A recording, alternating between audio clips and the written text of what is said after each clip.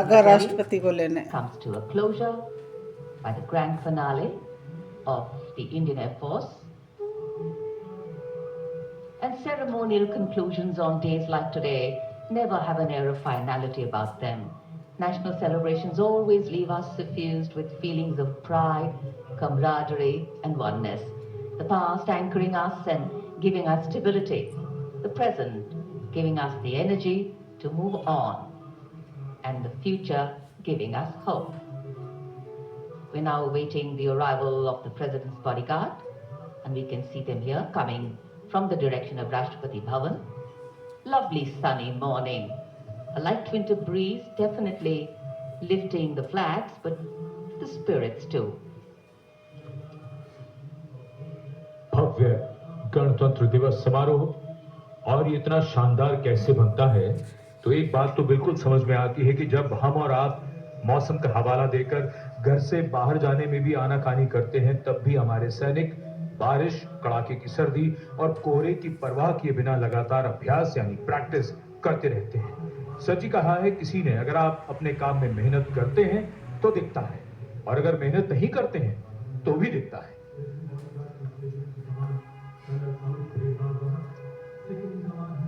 मेहनत, अनुशासन और अभ्यास से वो स्तर पाया जा सकता है जिसके लिए गणतंत्र दिवस परेड को दुनिया भर में जाना जाता है। President's bodyguard arriving here at the saluting base. On arrival, the command for Salami Shastra will be given by the commandant of the TVG, and the national anthem will be played, drawing this celebration to a formal conclusion. Visual delight, patriotic feeling, and dignity and respect for the nation, for our men and women in uniform.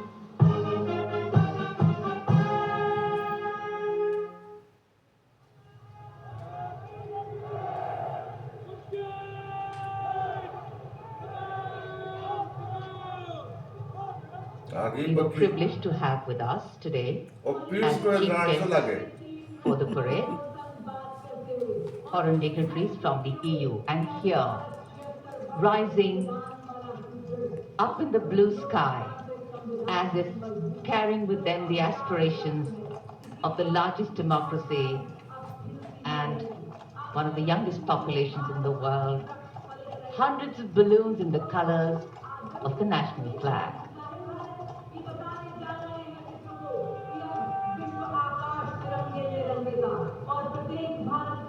And today, for our visitors and foreign guests who've seen the parade for the first time, we are sure that not only was this a novel experience for them, but also gave many a glimpse of our diversity, cultural heritage, and national oneness.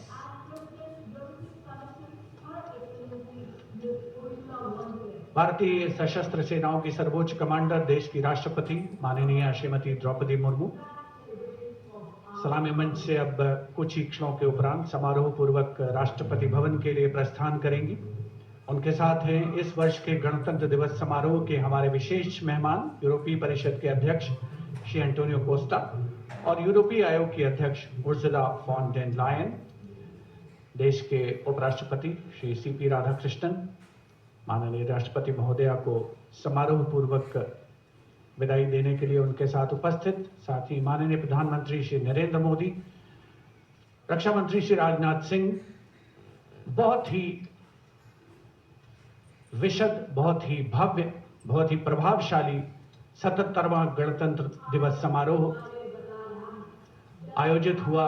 ऐतिहासिक कर्तव्य पथ पर पृष्ठभूमि में राष्ट्रपति भवन का गुंबद देखा जा सकता है, तो कर्तव्य पथ से स्पष्ट दृष्टिगोचर होता है।